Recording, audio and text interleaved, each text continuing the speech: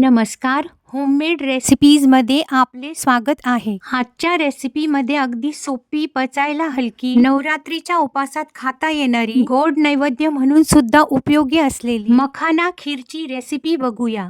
मखानाच्या खीरीसाठी लागणारे साहित्य: 2 कप मखाने, 1 कप साखर.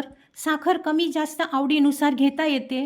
10-12 काजू, 7-8 बदाम, अर्धा चमचा वेलची पावडर, थोडेसे मनुके, 3-4 चमचे तूप, 1 लिटर दूध.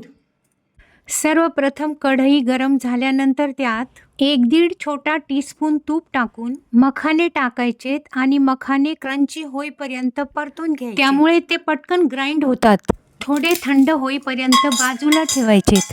त्याच कढईमध्ये थोडे तूप टाकून काजू, मनुके, बदाम परतून घ्यायचेत. त्याच कढईमध्ये बदाम परतून घ्यायचेत. नंतर मिक्सरमध्ये ग्राइंड करायचेत. बदाम ग्राइंड करून खीरीत वापरायचेत. थोडेसे अख्खे मखाने नंतर खीरीत वापरण्यासाठी बाजूला काढायचे. बाकीचे मीडियम बारीक मिक्सरमध्ये ग्राइंड करून घ्यायचे. त्याच तुपाच्या कढईमध्ये दूध टाकून दुधाला उकळी आली की त्यात बदाम पावडर, सर्व मखाने लो फ्लेमवर 5 मिनिट उकळू द्यायचे. नंतर साखर टाकून लो फ्लेमवर उकळू द्यायचे. वेलची पूड टाकून 1-2 मिनिट उकळू द्यायचे. ड्रायफ्रुट्स टाकून थोडे उकळले की गॅस बंद करायचा. स्वादिष्ट सोपी खीर रेडी. मखानेमध्ये प्रोटीन, फायबर, कॅल्शियम असतात. हे पचायलाही हलके असतात. हेल्दी खा, आनंदी रहा. रेसिपी आवडल्यास लाईक अँड सबस्क्राईब करा. धन्यवाद.